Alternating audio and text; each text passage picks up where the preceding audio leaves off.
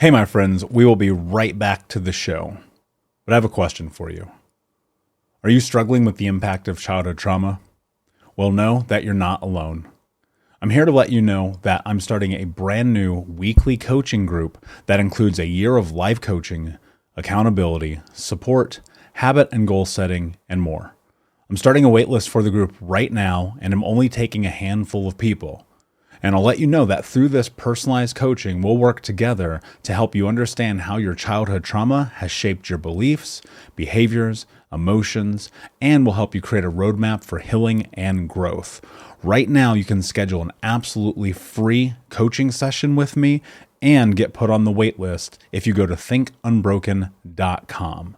My friends, it's your time to turn your trauma into triumph, breakdowns into breakthroughs, and become the hero of your own story. And I'm here to support you in doing that. Just go to thinkunbroken.com to register for a free coaching call with me and to get put on the wait list for the brand new weekly coaching program.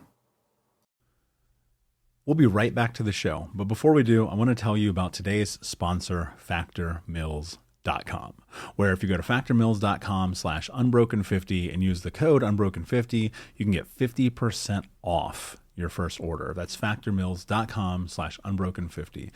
If you're like me and you are a person who is busy trying to create a life, heal, work on their health, wealth, and relationships, and not to mention deal with the day-to-days of normal life, you do not have time to be going to the grocery store and trying to figure out what you're going to cook every single day of the week. In fact, one time I did the math and I realized I was spending over 15 hours a week at the grocery store and cooking. When I added Factor, I got to use that time for myself, for my family, for my friends, for my community, and for my business.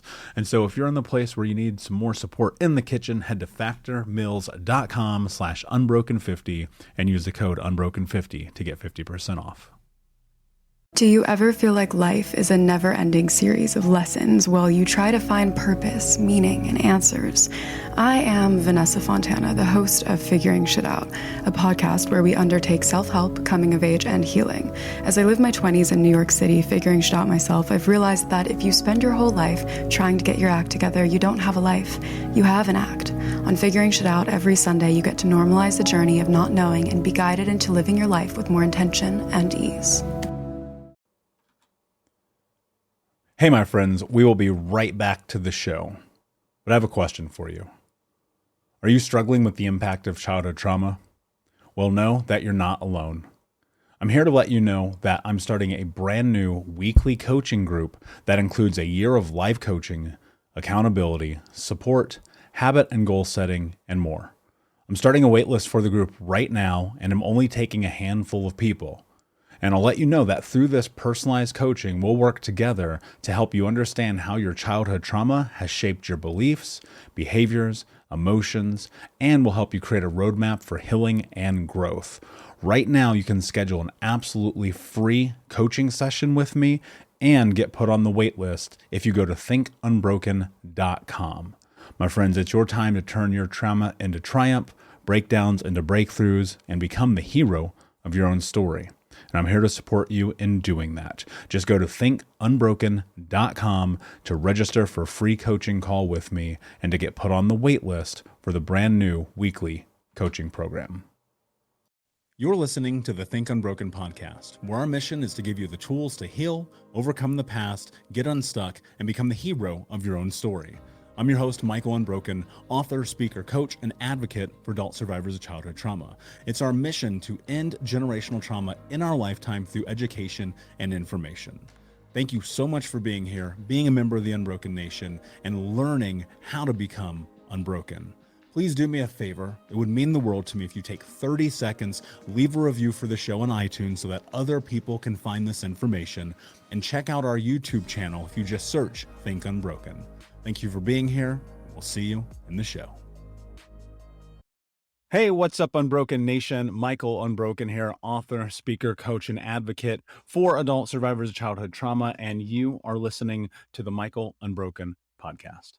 Hey, so before we get started today, I just want to, as usual, say thank you guys so much for listening, for being a part of the Unbroken Nation. I just want to let you know, if you have not, we are starting coaching sessions monthly at healtraumacoach.com. Before we get in this episode, I'm going to preface this with saying that in life, sometimes you're going to have to make incredibly difficult decisions. And so recently I posted something on Instagram and someone asked me, how was my relationship with my mother? And I just said, in passing almost it feels, because I've shared this story so many times, I said, when I was 14, I did this, and at 18, I did that.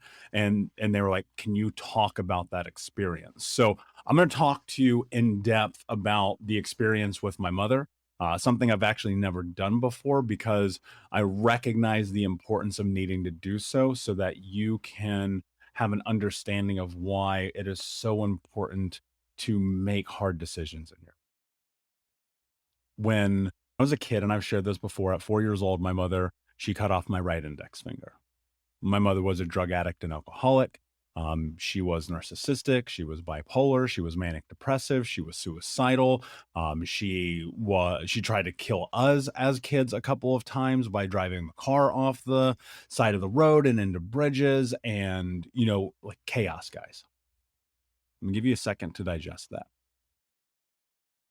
The truth about this is that my mother, like me, and her mother before her, and so forth, suffered a tremendous amount of abuse, a tremendous amount of trauma, a tremendous amount of pain, suffering, and hurt.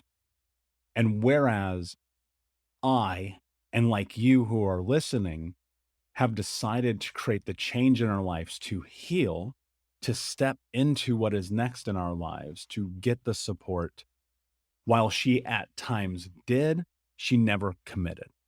And that's why I talk so often when we're talking about coaching, when we're talking about anything in life, that there is a commitment that you have to make in order to create the change that you want to have and see in your life. And because of that, that becomes the difference between success and failure. And I've shared that with you guys before. So at 14 years old, actually, let me rewind. I'm going to go back a little bit more. I'm actually going to share a story that I don't think I've ever shared. Maybe I have, but I don't recall. When I was 9 years old, we were at home. It was summer, and we had just come back from eating lunch. I think it was me, my mother, my stepfather, and my new baby brother. My mom had just had a kid, like, I don't know, a year prior, something like that. And we don't typically go out to eat. When we do, often my mother will like find a way to finagle a free meal out of it. There's always some kind of complaint. There's always some kind of lie. There's always something that she can kind of leverage so we don't have to be responsible for the services that we just had. And we had just done, like, this had happened again. I'll distinctly remember we went to a restaurant called Chi-Chi's. That place has now since closed, but they were all over Indiana. And so we'll come back home, and as we're getting out of the car and I'm walking to the front door, she, who was driving the car, falls out of the car, lands back first into our gravel driveway, and begins to have a seizure. And this was a narcotics-induced seizure, which she had before because she was having an overdose. She had taken too many, whatever pill of choice it was that she happened to be on at that time. And my stepfather runs around to the side of a car, puts his wallet in her mouth to keep her from swallowing her tongue, and all the while screaming at me to call 911. Well, our phone had gotten turned off because we didn't pay the bill. Well, they didn't pay the bill. I was 9 years old. And luckily a neighbor did. And she didn't die that day, which was wonderful. Right. And she got serious briefly about going to rehab. And so in this window, I talk often about living with multiple families between like 8 to 10 years old, 8 to 11 years old. And this was one of the catalysts for that. There were others, but this was one. And she went into rehab. My stepfather, who was over the road trucker, was out there doing that thing. And I lived, and my brothers lived. We got separated at this time I want to say it was probably 4 months, 5 months, I vaguely recall. And we just lived with various families, 3 days here, 4 days here, a week there. And I mean, it was just time and time again. And so my mother comes back and she's in this bout of sobriety, which is amazing. It's the first time I ever remember her being sober. And she was up at a St. Vincent hospital, and we would go and visit her. And when we were there, we would be in the like AA and NA meetings with her and things of that nature. And so what would happen is we'd go up there, we'd see her. It was basically like visitation. She was because she was suicidal, she was on whatever that number, I cannot remember the law in Indiana where you can legally commit someone who's suicidal. But she was legally committed under doctor's orders. And so with that, she was not allowed to leave the hospital. So for this 6 or 7 months that she was there, we would go and see her on Saturdays, and we would sit in the room. And during this, she would share um, about, and this was what was crazy to me. And even a little kid, I remember like, what the fuck are you talking about, lady? And she'd be like, it's my kid's fault. I'll never forget this till the day I die. She's like, it's my kid's fault. This is why they made me do this. They drove me to do this. And, obviously at 9 years old, like, which is crazy. I thought to myself, this is nonsense. This makes no fucking sense at all. And so we would go and visit, and she would get in and she would get out, and we'd live with a stranger. We'd live with my grandma or whatever. Well, around 12, which was my 8th grade year of high school, she went deep, deep, deep back into relapse, and so deep that she literally disappeared. Now, look, I know I'm sharing a lot of heavy stuff with you, but someone asked me, and I think this is important because there are people in your lives right now where this story is going to resonate because you're going to need to make some hard decisions in your life. So this isn't a therapy session for me. Trust me, and my therapist, we had this conversation, but I'm trying to help you guys understand something important. If it's too heavy, like hit the eject button. I totally get it. And so at 12 years old, she disappears. I'm living in a house in Speedway, Indiana, right by the racetrack, by myself. And I'm going to school and eating at school and showering at school. At home, there's no running water. Somehow we have the internet, which is very strange. I'll recall I spent a lot of time on the internet by myself, just like doing whatever. And so we didn't have running water.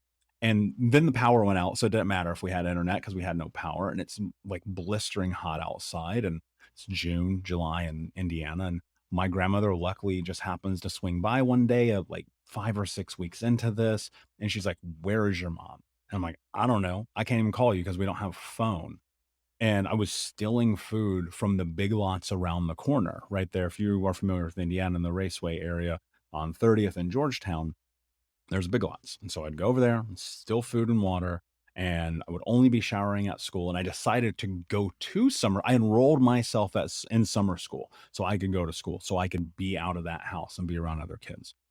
And so eventually my grandmother takes me, and she says, this is insane. You're coming to stay with me. And my mom was kind of in and out of this rehab, in and out of hospitals, in and out of this chaos. At 14, I'm heading into high school, my freshman year. And I'm living with my mom again because my grandmother couldn't take me and my other brothers. And so she said, I need you to go back to live with your mom, which was heartbreaking for me, even though my grandmother was this fucking crazy racist person. Another story for another day, guys. And and so I go back to live with my mom, and I get enrolled in Pike High School, which is, this township school.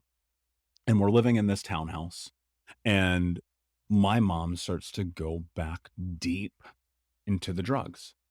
Deep, like and this was the deepest it had ever been. And I'm like by myself again. She's disappeared into rehab again. She's totally gone again. And you can literally look at my report card. I've posted and shared it before, where I have like basically straight Fs because I'm not going to school. I haven't at this point yet lived, like my grandmother hasn't taken me yet. And so I get kicked out of Pike. They're basically like, dude, you're done. Like, I don't even know why you're here. This is the first time I got kicked out of school. And my grandmother came, and as we were heading into the end of that first semester, going into the Christmas break, she was like, that's it. You're coming to live with me. Your mom's out of control. And in that time, like my grandmother had kind of seen what was happening, and she's an adult and she made an adult decision. And my mother was obviously super abusive, and she was dealing with all these drugs and alcohol. And my grandmother said something to me. She was like, we can make your mom stay away from you. And I was like, oh shit, we can? How do we do that? Sign me up. And we put a restraining order on that. 14 years old, I put a restraining order on my mother because I knew that I felt at the time my grandmother had my best interest in heart. And secondly, I knew that my mother was not going to change because I'd seen it time and time and time and time and time again. Now, something about this particular time and this restraining order and her being removed from her children entirely, I mean, it was a don't call, don't come restraining order. Like, she was not allowed to be in contact with us at all. And something in this must have sparked her to at least step into this journey a little bit more. And so she, for the first time in my memory, she got like sober.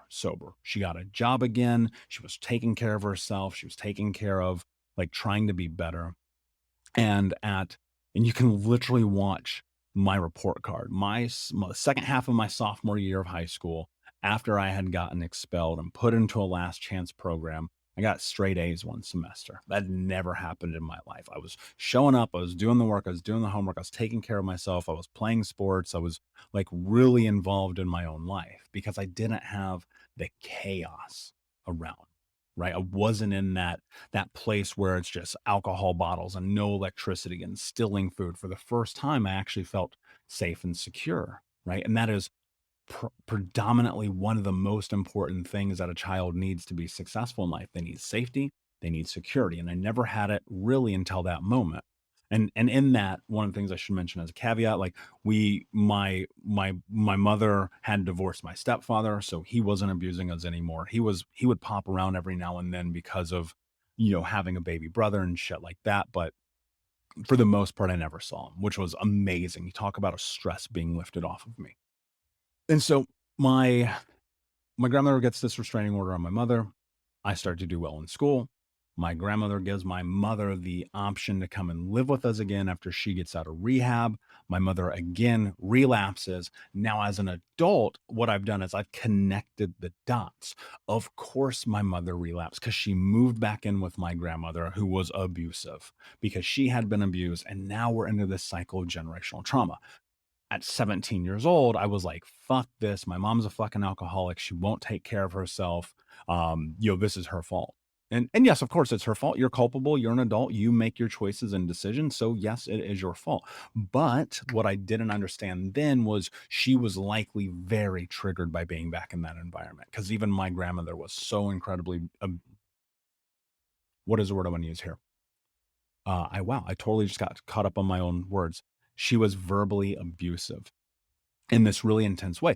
And so I could see that play out in real time, in retrospect, in hindsight, diving into that experience and looking at it from being in the home and watching it happen. Hey, Unbroken Nation, we'll be right back to the show, but I wanted to let you know that you can grab a copy of my first book, Think Unbroken, Understanding and Overcoming Childhood Trauma, for free. If you go to book.thinkunbroken.com, you can download the PDF ebook version of the book and get everything that I know about the baseline of healing trauma for free, downloaded to your email right now. Just go to book.thinkunbroken.com to download your copy of Think Unbroken, Understanding and Overcoming Childhood Trauma for a PDF for your phone. Again, that is book.thinkunbroken.com. And when this happened, you could literally watch my grades start to decline. Boom. Almost straight F's again. My senior year, as you guys know, did not graduate high school on time, was skipping school, selling drugs, getting high all day, because I also was, now having the words for it, triggered. I was living in the chaos of this home between them abusing each other and them screaming at me and my mom one night attacking me with a pair of scissors. That became this thing where I was like, okay, hold the fuck up. I'm done with this. Like, done. And so there's this evening where my mother is trying to figure out why she can't turn on the computer. Now, in her drug-induced stupor, what she failed to realize is you have to press the power button. This is not a joke. It's fucking crazy, right? And so she comes into my bedroom. I'm sitting in bed. I'm doing homework. Like, I'm actually trying to like fucking graduate high school. And like I never did it though. Like so this was a bullshit attempt. I'm not gonna lie. I was just basically sitting there looking at the book, like I don't want to do this.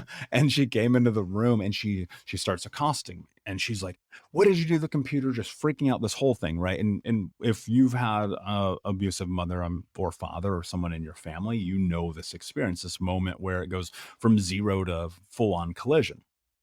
And in that moment, she started physically hitting me again. And I'm 18.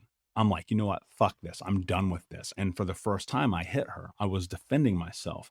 And I kicked her to the ground and I looked at her and I said, and look, I'll be honest with you. I said these words. I said, if you ever touch me again, I'll kill you.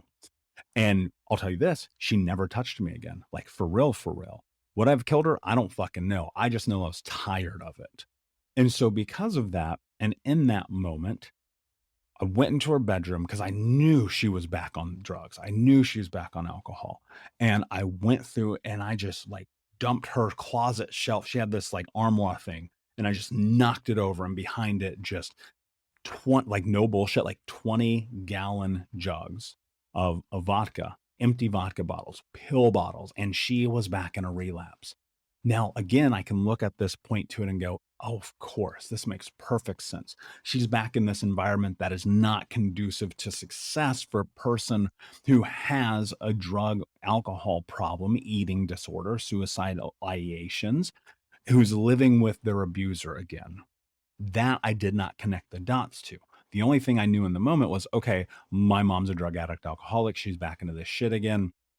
And my grandmother kicked her out and forced her to go to figure it out because we were all done with her. Like you could not be. Eventually you're at this place where you go, how many chances can you give a person? And there's conversations for forgiveness and all that. And, you know, you've heard those episodes. I've talked about these things. But what I want to share with you here is in this moment, I had to make, when I started this episode, I told you something about hard decisions. In this moment, I had to make the hardest decision of my life. And I told my mother I would never talk to her again. That was not only the most difficult decision that I've ever made in my life, but it is also the most important decision I have ever made in my life. What you have to understand is that you have someone in your life right now who is in the way of your future. You have someone in your life right now who is in the way of your future. And you are letting them take from you. You are letting them seep from you. You are letting them destroy you every single day that you stay in contact with them. It may be your mother, your brother, your cousin, your father, your best friend, your wife, your husband, your partner, your job, your whatever. Could be your kids, like for real, for real. And your life won't change until you make a decision. Change only happens when we make change happen. You guys have heard me say this a million times. And so at 18 years old, I made the most difficult decision an 18-year-old could ever make. Fast forward 20 years later, almost 20 years later, I still believe in my heart it was the best decision of my life. Because if I wouldn't have made that choice, I'll tell you right now, I would not be speaking to you. You would not be listening to this. I would not have written this book or any of the books. I wouldn't have this podcast. I wouldn't have coaching. I wouldn't have helped thousands of people around the world talk about this shit if I wouldn't have made that decision. And I kept it because I meant it. Commitment to the choices that you make is everything in life. Everything. There is no question asked that if you commit to what your heart, gut, and intuition tells you, that you will never be wrong. And my heart, gut, and intuition in that moment said, Michael, if you don't make this choice, this will haunt you. It will kill you. It will destroy you. You will never have the life that you're capable of having. And so at 18, I make this incredibly difficult decision. And between 18 and when she died, I want to say it was like 24, maybe 25. I did not talk to her except one time. And that just happened to be because of it had to happen, right? And I want to share something with you that's, how do I want to phrase this? That you're not going to understand until it happens. That's probably the easiest way I can preface this, especially when it comes to abusers. I've shared this with some of my clients one-on-one who have had this kind of experience as well, and they kind of had the same reaction. But I want to share it with you today because I want you to think about something. Freedom. I want you to think about the word freedom and the role that that plays in your life when you remove those from your life who do not and should not be involved in it. And in those hard choices and decisions, when freedom becomes abundant, your ability to have the life that you want to have becomes unbelievably possible. There's no other way to phrase it. Unbelievably possible. Everything that you want, because you're not tied into this person or people controlling your destiny. Now you are in a position of becoming the hero of your own story. And on the day that my mother died, I'll never forget this. My little brother calls me and he goes, "Hey man, mom died." I go, "Thanks. Have an awesome day." And I hung up the phone. And in that moment, I did not feel shame. I did not feel guilt. I did not feel sorrow. I did not feel regret. I did not feel hurt. I did not feel suffering. I did not feel anything except, for lack of a better term, and I wish I had another way to phrase this, of a huge fucking weight being lifted from my shoulders. And I don't wish death on anyone, so please don't interpret what I just said by that. But what I am saying is, in that moment, I felt freedom. I had felt freedom previously because I'd done the restraining order at 14, because I told her I'd never talk to her again at 18. But this was a different level of freedom that existed, because now, for the first time in my life, I knew that the stress of this human being existing didn't have to be a part of my experience.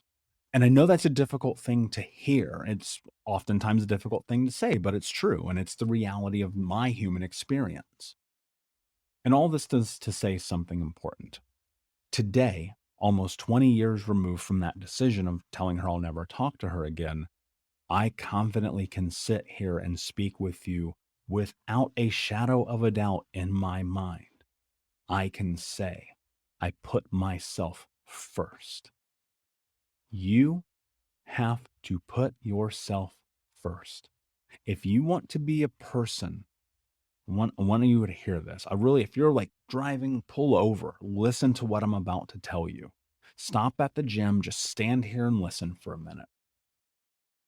If you want to be the hero of your own story, if you want to go through this healing journey, if you want to create the life you want to have, if you want to live within conjunction of your values, your wants, needs, interests, and boundaries, if you want to be a person who, when they look in the mirror, gets to say, "I love you, I'm proud of you, I'm sorry, I forgive you, thank you for being here," and have that feel true within your heart, if you want any of the things I just said, you are going to have to give something up.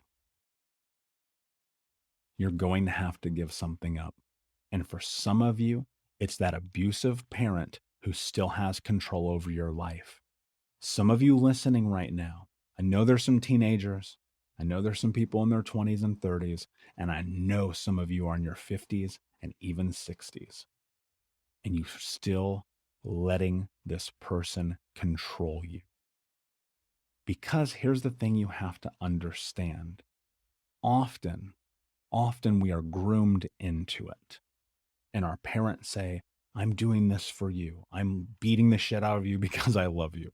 I'm bending over backwards. I'm sacrificing myself for you. Feel guilt. Feel shame about your existence. I brought you into this world. I'll take you out. You've heard it all." And then they send you awful texts. And when you need them, they're not there for you. And they send you emails that are destroying your self-love and your livelihood.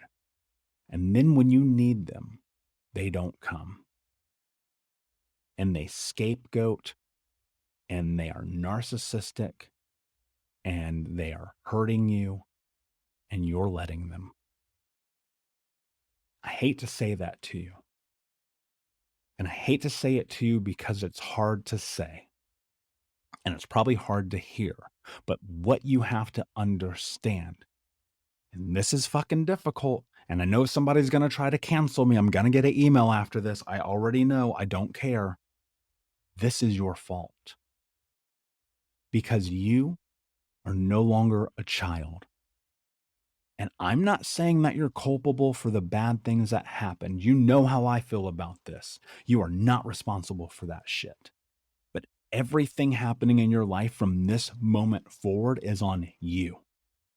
Nobody else but you. Change only happens when we make change happen. And you are not doing the thing that you know in your heart, in your gut, and in your intuition that you need to be doing. And yet you're blaming the world. Yet you're saying it's their fault. Yet you're putting it on them. You are passing the buck. You are leveraging the scapegoat. You are making the excuses. And I get it. Trust me, I get it. This is not a condemnation. I want you to understand this. I'm not throwing you under the bus. I'm not saying that somehow you're not doing the right things because you don't know better. I'm saying that you're not doing the things because you're not listening to yourself. You're not putting yourself first because you're terrified. On the other side of action is reality. On the other side of action is reality. You sit here and you say, they're destroying my life, but you let them. They're hurting me, but you're allowing it. At some point, you have to make a decision. At some point, you have to make a choice. And at some point, you have to be the hero of your own story. Ultimately, at the end of the day, I believe that we all are capable of this. I believe that entirely. I believe that we all can do what we need to do to take care of ourselves, to put ourselves first. And putting yourself first is not selfish. That is not selfish. And I hate when people say that because it's so dismissive. Put yourself first. And by proxy, your environment will change. Stop being tied down by people who do not want you to succeed. Stop allowing yourself to be hurt by people who don't want to care for you. Stop allowing yourself to be taken advantage of by people who, in my grandmother's words, wouldn't piss on you if you were on fire. I know that sounds crazy. That's such a hillbilly country thing to say. I love her, but you know how it is. At the end of the day, my friend, the truth is that I believe in you. I believe you're capable of doing whatever you want to do. You would not be listening to this podcast fucking 30 minutes in if you did not believe that you had potential in your life. And I know it's scary. I know it's scary. I get it. Making those hard decisions and removing the people within your circle who do not deserve to be there is one of the hardest things you will ever do. But in 7 years, 12 years, 18 years, 27 years from now, I believe that if you follow your gut response, your intuition, and your heart on this, you will know that you made the right decision. My friend, I want to tell you thank you, as usual, for staying with me and listening to this. I know we went deep today. It was probably an emotional episode for you. And I want you to know that we are here for you. The Think Unbroken Nation is a community. We are a tight-knit, close community about building each other up and creating real change in the world. We're starting our next coaching session soon. That's at healtraumacoach.com. That is about community, connection, and commitment. And if you are in need of those things to go into the next level in your life, I invite you to come and be a part of it. So if you have questions, visit us over there. Thank you as always for listening to the podcast. Please like, subscribe, comment, tell a friend. And until next time, my friend, be unbroken. Thank you so much for listening to Think Unbroken. Please share this episode with someone who could use it and help us move forward in our mission of ending generational trauma in our lifetime. And if you would, please take 5 seconds to pop on iTunes or Spotify, hit that 5-star, leave a review, and you can also reach out to us on social at Michael Unbroken or at Think Unbroken. And of course, you can check out our YouTube channel at Think Unbroken. Thank you for being a part of Unbroken Nation, my friends, and until next time, be unbroken.